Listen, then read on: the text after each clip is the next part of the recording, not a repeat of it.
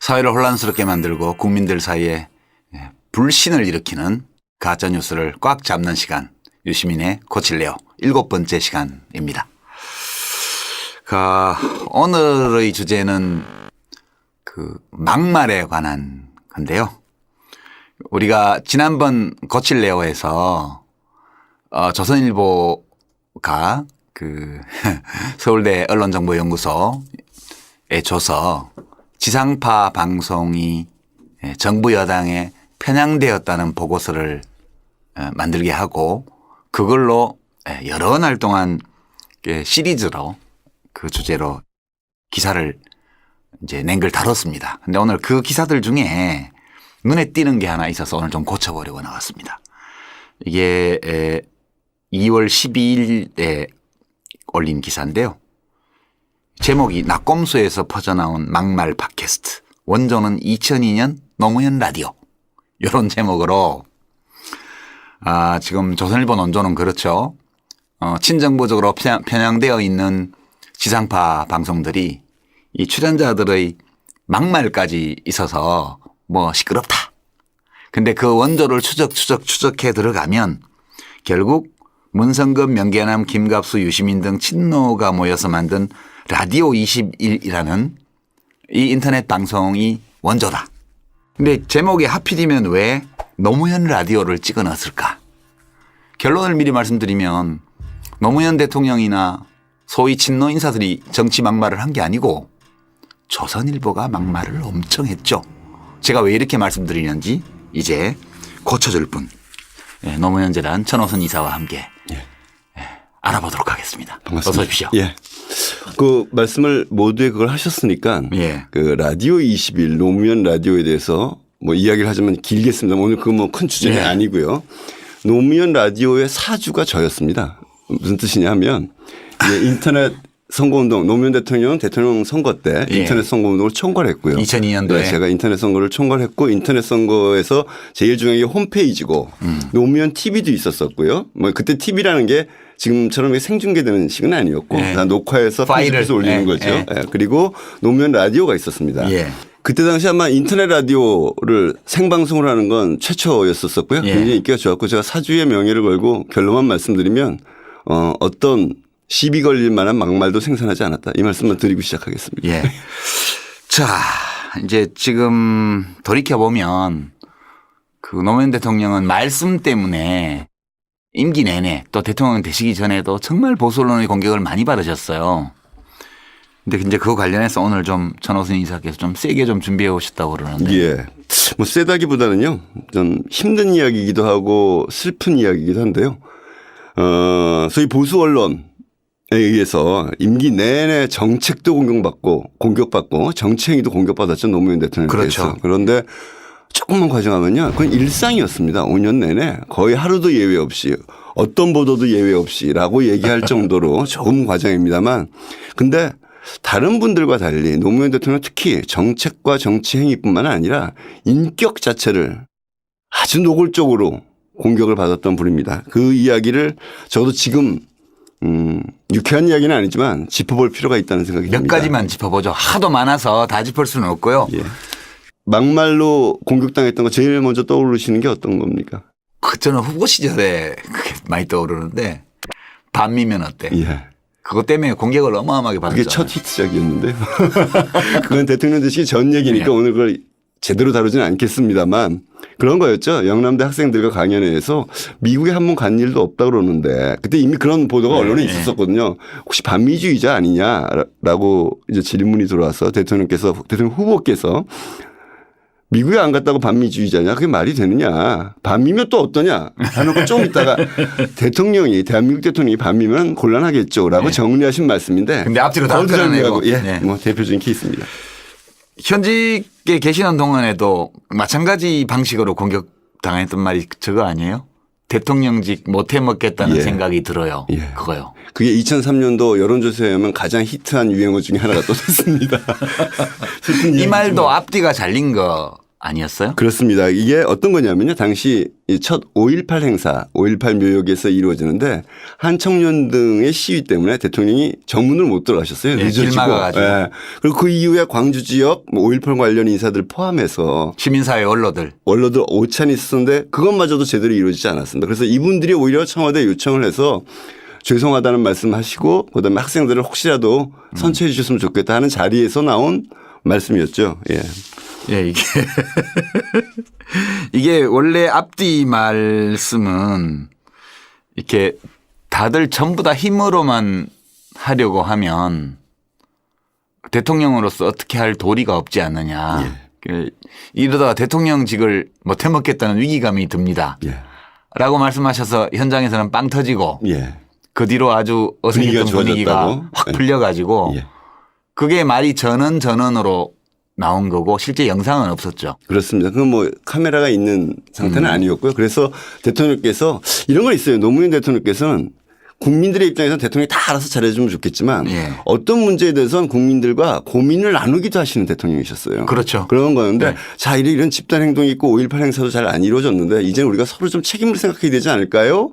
라는 얘기 너무 이렇게 네. 힘만 내세우면 안 되지 않겠는 얘기를 사실은 약간의 문제의식을 담기도 했지만 코믹하게 하신 말씀이고 분위기가 좋아진 건데. 그러니까 이제 대통령직 못 해먹겠다는 생각이 들어요 하고 씩 웃으셨겠죠. 예. 그러니까 참석자들이 다 이제 빵 터져서 그러고 나서부터 이제 이야기가 잘 됐는데 이게 처음에 보도가 나가고 나서 참석자들 취재해서 기자들이 참석자들도 재밌었으니까 그 얘기를 했겠죠. 예. 그 처음에는 조선동아중앙이 다 대통령을 막 편들어주는 보도를 신기한 냈지 않았어요? 일입니다. 예. 아마 5년 내내 중에 몇 개 안 되는 케이스일 텐데요. 조중동이 일사불란하게 다음날 사설에서 이런 얘기들을 합니다. 아주 요약해서 말씀드리면 전교조와 같은 단체들은 자기 주장을 갖고 국가 기능을 거부해버리는 상황에 대해 대통령이 무력감을 느낄 만한 것이 사실이다. 이런 것도 있고요. 뭐 친여 언론 같았습니다. 예. 친노 언론 같았고요. 전부 힘으로 하려니 국가 기능이 마비될 수밖에 없다. 노 대통령의 진단은 정확하다. 동아일보. 있고요. 예, 동아일보. 중앙일보는 노무현 대통령의 어려움을 덜어주는 자제력을 발휘했다가 됐다고 보더라는 이런 훌륭한 사설도 있었습니다만 이거는 그때 당시 하루 그래서 하루. 예, 딱 하루 그랬습니다. 네. 자신들이 싫어하는 단체들의 영향력에 대한 불만 뭐 또는 뭐 그런 것들에 대한 문제제기를 해서 잠깐 그랬던 거고요. 결국엔 이것을 가서 두고두고 노무현 대통령을 공격하는 근거가 되게 됩니다. 그 정반대의 사설들이 나왔지 않나요? 바로 예. 그 신문들에서. 그렇습니다. 그 당시에 이제 2004년도만 되면요. 대통령 못해 먹겠다던 그가 국민을 충격과 불안에 몰아넣은 것이 성공의 잣대가 될 수 있다면 노 대통령은 충분히 성공했다. 이게 동아일보고요. 예. 중앙일보는 대통령은 일찍이 대통령 못해 먹겠다고 말한 바 있다. 그의 막말에는 울타리가 없다. 외교건 안보건 언론이건 그의 입에 걸리면 포밀랑 부서져 버린다. 이게 사설이에요? 사설들입니다. 예. 야, 사설치고는 참 조정동의 사설 쓰는 논설위원들 입에 걸리면 네. 뭐든지 다 부서져 버리겠네. 뭐 그런 것들이 좀 있으면 또 증명이 됩니다. 조선일보는 몇 달 만에 대통령 못해 먹겠다를 시작으로 하루가 멀다 하고 폭탄 발언을 쏟아내는데 뭐 등등. 그래서 이건 뭐 거두절미를 했을 뿐만 아니라 당시에 아전 인수하고 자기네들도 말 바꾸기를 한 사례가 되는 거죠. 예. 그 처음에는 그러면 노무현 대통령 취임하고 조중동도 좀 잘해보려고 했나? 그런 건 아니고요. 자기의 이익과 자기들의 어떤 가치에 맞으면 혹시 또는 맞는 건 아니지만 맞게 해석하고 싶을 때가 있었던 것이겠죠. KBS 창사 예. 예. 30돌 축사에 가셔가지고 방송이 없으면 대통령 됐겠냐라는 발언을 했다고 이제 보도가 나옵니다. 조중동에 다 예. 보도가 이렇게 나왔죠. 이건 뭐냐면 제목이 그래요. 제목이. 방송 없었으면 대통령 됐겠나? 이게 됐겠는가 이렇게 돼 있고 조선일보고요. 네. 지난 대선 기간 중 도움을 받은 방송에 대한 감사를 표시한 거다. 네. 선거 과정에서 방송은 특정 후보를 지원했다는 것이고 TV가 정권을 창출했다는 사실을 밝힌 것이다. 공공의 위임을 받은 방송이 특정 후보를 밀었다는 것은 무소불위의 힘으로 시청자를 우롱한 처사가 아닐 수 없다. 이야말로 권언유착의 산증거다라고 주장합니다. 이게 막말 같아. 이게 원래 대통령 말씀은 앞뒤가 어땠어요? 대통령 말씀은 이런 거죠. 전체적인 맥락이 이제 들어보시겠지만. 우리 한번 들어볼까요? 먼저 들어볼까요? 이게 지금 무슨 네. 말이었어요 이게 도대체. 그야말로 정권으로부터 간섭만 받지 않으면 그야말로 국민이 신뢰할 수 있는 훌륭한 방송 그리고 공정한 방송을 할 수 있으리라고 생각합니다. 그런 점에서 우리 한국방송공사가 정말 저는 잘 되기 바라고 또 제 할 몫을 제대로 해 주시기를 그렇게 당부도 드리고 싶습니다. 참 생각해 보면 방송이 없었더라면 제가 대통령 될 수 있었을까 이렇게 생각하면 때때로 방송이 개인적으로 고맙게 생각됩니다. 뭐 설명하지 않아도 들어보시면 아시겠지만 방송은 말하자면 정치 권력이 간섭하고 이렇게만 하지 않으면 예. 잘해낼 수 있는 데여서 자기의 역할을 잘했다. 그런 말씀이잖아요. 그래야 자백한 그나마 거. 균형 보도가 있었었고 그렇기 때문에 일부라도 대통령 후보의 목소리가 전달될 수 있었고 선택받을 수 있었다라는 오히려 방송 독립과 공정 보도의 중요성을 강조하시는 말씀이었던 거죠. 근데 이걸 진짜 거두절미해서 나 도와줘서 고마워 감사해라고 그렇게 얘기하는 대통령이 어디 있겠습니까? 뿐만 아니라 예. 이 조선일보 이 사설이 이게 막말이지. 예. 이런 게 막말이지 뭐가 막말이에요? 점점 심해집니다. 조선일보는. 예.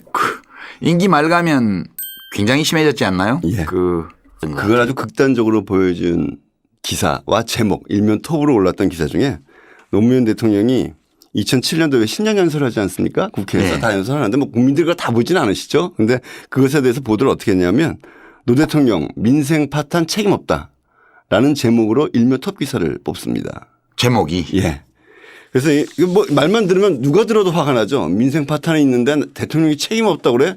그런 생각하지 않겠습니까? 그러니까 이 제목을 보면 노무현 네. 대통령이 민생이 파탄 났다는 것을 인정하고 그러나 그 책임이 나한테 있지 않다고 변명한 걸로 보여요. 이 제목을 보면. 이것도 하여튼 앞뒤 맥락을 들어보시고 우리가 얘기를 하는 게 좋을 것 같습니다. 네. 네. 옆 들어볼까요? 뭔 얘기를 들었지 이렇게 했는지. 민생 문제가 오로지 참여정부 책임 아니냐? 제가 여기서 책임 없다 이렇게 말씀드리면 국민들이 매우 섭섭하지요. 책임이 있습니다. 회피하진 않겠습니다. 그러나 민생 문제를 참여정부가 풀지 못한 책임은 있지만 민생 문제를 만들어낸 책임, 초래한 책임은 참여정부가 몽땅 다 질 수는 없다. 이 점은 밝힐 건 좀 밝히자 이렇게 말씀드리고 싶습니다. 국민들이 당신 책임이야 이러면 받아들이겠습니다.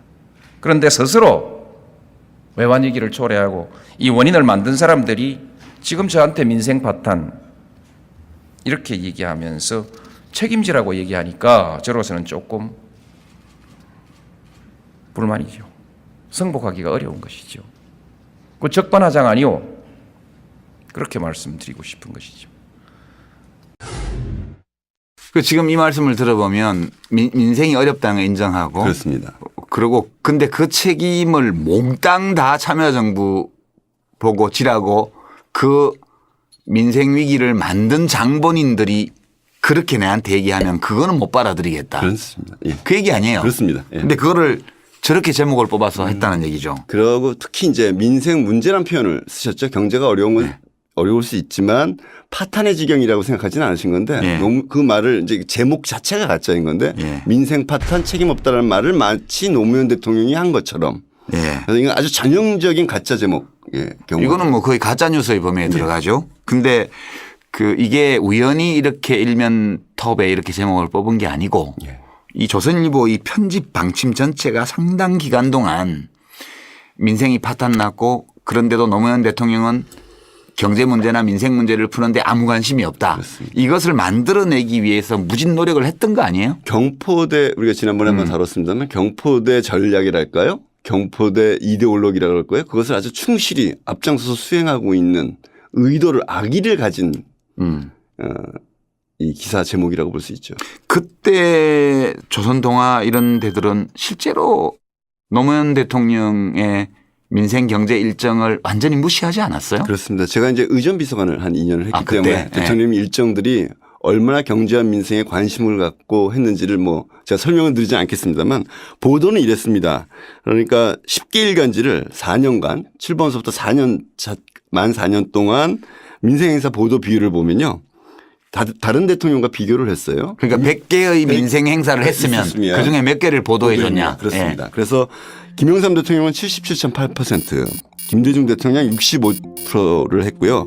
노무현 대통령은 39.5%를 했습니다. 그러니까 10개 일간지를 합쳐서 평균을 낸 겁니다. 예. 그런데 조선과 동아를 굳이 또 따져보니 11% 16%밖에 보도를 안 했던 거죠. 조선일보는 11%, 예. 동아는 그러니까 100개의 행사를 하면 그중에 그중에 10분의 1. 11개, 예. 16개 정도를 그렇습니다. 조선동아는 보도했다는 거죠. 2005년에 조선일보는 아예 노무현 대통령의 민생 행사는 하나도 보도하지 않았습니다. 한 건도 1년 내내. 없었습니다. 그렇습니다. 그러니 당시로서 강한 영향력을 가지고 있던 조선일보를 보는 사람은 노무현 대통령이 민생에 무관심하고 정말 포기했구나라고 자연스럽게 인식이 형성될 수밖에 없었던 것이죠. 예.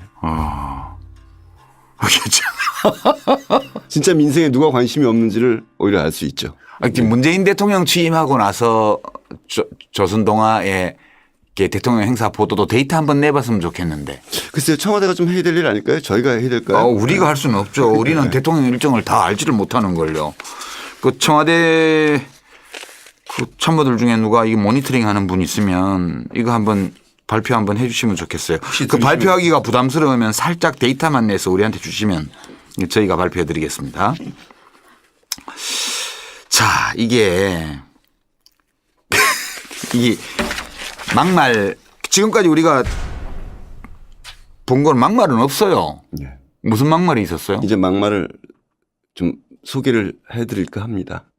조중동 중앙일보가 자꾸 불만을 말하더라고요. 예, 조중동이라고 하지 좀 말라고. 떼달라고. 그래서 네. 조선동아나 혹은 중앙일보 이렇게 조선동아나 중앙일보에서 진짜 그 막말처럼 이렇게 보도한 사례들 대표적인 거 하나만 해볼까요? 하나만요? 예, 네. 뭐 여러 가지 표현을 썼는데요. 불편해, 너무 마음이. 많아. 마음이 불편해. 하는데 한 개만. 그러면 예. 이것만 하죠. 2009년 3월 30일 예. 김대중 주필, 물론 김대중 대통령과는 전혀 관계가 없습니다만 예. 쓰시는 아니요, 관계가 있어요. 김대중, 정치인 김대중을 엄청나게 오랫동안 공격했다. 스토킹한 언론인이죠. 예. 이런 걸 그대로 옮기겠습니다. 예. 어쩌면 노 씨와 그의 사람들이 지금 당하고 있는 정도는 노 씨 등이 너무 까불었기 때문일 것이다 라고 얘기를 했었었죠.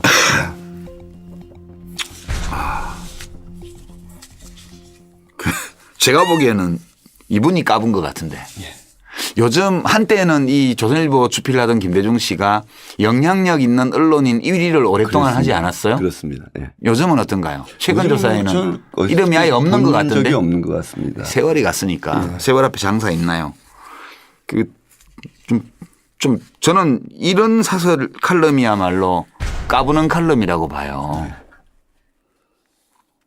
듣다 보니까 화가 나네. 그때는 제가 이 신문을 안 봐서 몰랐는데 이 뭐 여러 가지 사례들이 있는데요. 입으로 옮기긴 싫고요.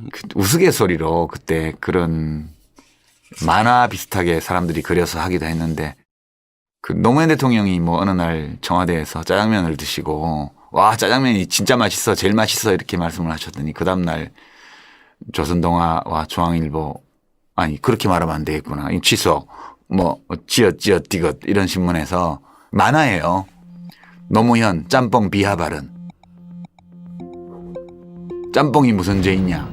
뭐 이런 식으로 패러디한 그런 만화들도 돌아다니고 그랬어요. 엄청 많았습니다. 그 패러디. 예. 길지 않아서 제가 말씀을 길게는 안 드리겠지만 한 두 가지 예. 보충하고 싶은 것만 말씀드리면 하나는 그러시죠. 노무현 대통령이 언론과 싸우기만 했다라고 하는데 실제로 건전기사 수용 제도라는 걸 통해서 수용해서 그것 때문에 법과 시행령 등을 고친 것이 훨씬 많습니다. 반 이상 수용했죠. 그 통계가 곧 뭐 더 오히려 더 한번 많이 말씀해 주시죠. 그럴까요? 통계를. 그러니까 전체적으로 임기 중에 2004년부터 2007년 5월까지 수용 건수가 지금 1,672건이고요. 대응 건수 그러니까 그건 틀렸다 예. 고쳐라라고 대응했던 것이 1,276건입니다. 그러니까 수용한 게 훨씬 많고요. 훨씬 많죠. 예, 그것을 참고하고 법률도 고치고 시행령도 고치고 행정 조치도 했던 시행들을 했기 때문에 언론 자체를 적대시했다. 이건 좀 말이 안 되는 얘기인 거고요. 정책에 대한 공격은 수용하든가 반박하든가 예. 했는데 인격에 대한 공격은 수용할 수가 없잖아요. 그렇습니다. 그리고 또 하나 아까 저희가 앞뒤로 살펴본 반미면 어때 대통령직 못해 먹겠다 이런 왜곡된 보도들이 나중에 당시 한나라당이 그러니까 그 노무현 대통령을 탄핵하는 탄핵의 근거가 됩니다. 그 심리적 엉터리 근거. 보도들이 그렇습니다. 심리적 근거가. 소추의원의 의견서에 네. 그것들 다 예시를 합니다. 그래서 그런 부분들도 결국엔 그런 왜곡 보도가 노무현 대통령 탄핵을 이루는 하나의 이 밑받침이 되었다라는 것도 짚어둬야 될 것 같고요. 마지막으로 노무현 대통령이 뭐 투박하고 서민적인 것은 맞지만 또 솔직하고 그렇지만 노무현 대통령의 말론이 결코 품격이 없는 것은 아니었다. 뭐 모호하게 얘기하고 그럴듯한 언어를 선택하는 것이 품격 있는 것은 아니고 국민을 사랑하는 마음, 부당한 것에 당당하게 맞서는 노무현 대통령이야말로 품격 있는 대통령이었다고 마지막 대변인으로서 말씀을 드려야 될 것 같습니다. 알릴레오 유. 그 최근 문재인 대통령에 대해서도 이런 인격을 공격하려는 넓은 의미에서 그런 시도가 좀 있죠. 그런 어떤 징조가 보이고 드디어 문재인 대통령도 정책에 대한 비판만이 아니라 인격에 대한 공격을 할 수 있겠다. 뭔가 왜곡시켜서 하는 우려는 점점 높아지고 있는 상황이죠. 문재인 대통령의 성품이 원래 이렇게 말을 이렇게 막 속사포처럼 하거나 맛깔스럽고 재미있는 표현을 하거나 이런 분이 아니세요. 예. 그렇기도 하지만 노무현 대통령이 어떤 행사 현장에서 그 참석자들과 정서적으로 교감하면서 했던 우스갯소리들이나 어떤 솔직한 어법 이런 것들이 이렇게 막말로 공격받는 것을 하여튼 수도 없이 너무 많이 보셨죠. 예, 수석 비서실장 하시는 동안 봤잖아요. 저도 뭐 아마 그게 큰 반면교사의 역할을 예. 했던 일들이라고 보고요. 그 과정이 너무나 뼈아팠기 때문에 예. 아마 옳고 그름을 따지기 전에 일단 그런 것들 때문에 국정 운영 자체가 방해받는 가능성을 최소화해야 되겠다. 이런 생각을 많이 하신 것 같아요. 그러니까 즉흥적인 발언을 거의 안 하는 것 같아요. 그렇습니다. 문재인 대통령은. 그 맥락에서 이해가 되는데 최근 문재인 대통령에 대해서는 그 자유한국당 쪽에 일정을 조작 왜곡해 가지고 데이터를 왜곡해서 여의도 연구소에서 그렇게 해서 방콕 대통령에다 혼밥 대통령에다 그렇게 공격을 했고 그다음에 그 국제 행사에서 이렇게 사진 촬영 시간에 늦어서 예. 한번 못 찍으신 적이 있고 신중하게 발언을 하기 위해서 늘 준비한 발언 메모를 갖고 하시잖아요. A4 용지. 그 뭐 어느 신문은 워싱턴 특파원이 뭐 칼럼 써가지고 뭐 A4 용지 없이는 발언도 못한다. 이런 식으로 해서 건강에 이상이 있는 것처럼 이렇게 공격하는 조짐들이 있지 않아요? 예, 뭐 한간에 치매 오는 뭐 이런 얘기가 돌기도 했어요. 유튜브에는 그런 거 많이 돌아다녀요. 그리고 이런 거는 어떻게 대처를 해야 될까요? 여러 가지 고민, 저번에 뭐 변 기자님도 어떻게 가짜뉴스에 대처해야 되느냐에 대해서 결국엔 기자 정신이 중요하다고 강조를 하셨고 또 시민들의 역할을 촉구하셨는데 결국엔 시민들이 이걸 잘 구별해서 보고 시민들이 대응할 수 있는 힘을 키워나가는 것들이 또 가장 중요한 하나의 방향이라고 볼 수 있겠죠. 예. 청와대나 정부도 좀 더 노무현 정부 시절처럼 조금 더 적극적으로 대응했으면 좋겠다는 생각도 들기도 합니다. 근데 앞으로 만약 건강이나 또는 지적인 상태나 이런 것에 대해서 이렇게 계속 가짜뉴스를 만들어서 비방하고 인격적 공격을 해올 경우에 이것을 어떻게 대처할 것인지에 대해서는 미리 좀 고민해 둘 필요가 있을 것 같아요. 예, 그렇습니다. 그 지금까지 뭐 참 우리가 돌아보기에는 마음이 힘든 그런 사례들을 가지고 이른바 막말이라는 자기들이 막말해놓고 대통령과 대통령의 참모들이 막말한 것처럼 이렇게 왜곡하는 이런 언론들부터 자신의 품격에 대해서 한 번 더 생각해보라 이런 뜻으로 말씀드렸고요. 조선일보처럼 그렇게 지상파 방송에 대해서 이상한 방식으로 그렇게 계량지표를 만들어서 자기들이 어느 한쪽으로 편향돼 있으면서 중심을 잘 잡고 서 있는 상대방을 향해서 편향됐다고 욕하는 이것이야말로 언론의 품격을 완전히 스스로 차버린 그런 행위가 아닐까 이런 저희 소감을 말씀드리면서 오늘의 고칠레오 마감해야 되겠습니다. 그동안 예. 우리 천호선 이사께서 고칠레오 시간에 많이 출연해 주셨는데요. 앞으로는 알릴레오 출연자들과 함께 고칠레오를 좀 많이 진행해 보려고 합니다. 그래도 출연자들이 도저히 할 수 없는 내용 특히 노무현 대통령과 관련된 거 참여정부와 관련된 거 이런 게 있을 때만 가끔 고쳐주시고요. 이제는 안 그래도 노무현 시민센터 건축에 관한 일도 지금 맡고 있고 시민학교도 운영을 하고 있고 해서 여러 가지 바쁘신 분 그동안에 한 2달 동안 수시로 불러내서 미안하게 생각합니다. 아닙니다. 그렇게 네. 말씀하실 건 아니고요. 이 기회에 뭐 하여튼 제가 필요할 때는 반드시 나와서 네. 잘하겠다는 말씀 드리고요. 시민학교에서 우리가 이번 주 한 2주일 동안 언론 문제를 다뤘지 않습니까? 노무현 시민학교에서 언론 문제 강좌를 계속 다뤄왔어요. 그래서 특히 지금 이 방송에 나가는 시점에서는 미디어를 바로 보고 제대로 해석하고 시민들이 어떻게 대응할 것인가를 주제로 한 강좌를 개설하고 있습니다.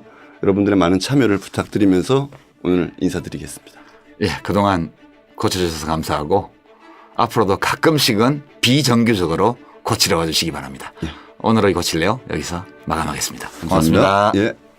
오, 수고하셨습니다. 드디어. 마지막으로 노무현 대통령이 뭐 투박하고 서민적인 것은 맞지만 또 솔직하고 그렇지만 노무현 대통령의 말론이 결코 품격이 없는 것은 아니었다. 뭐 모호하게 얘기하고 그럴듯한 언어를 선택하는 것이 품격 있는 것은 아니고 국민을 사랑하는 마음, 부당한 것에 당당하게 맞서는 노무현 대통령이야말로 품격 있는 대통령이었다고 마지막 대변인으로서 말씀을 드려야 될 것 같습니다.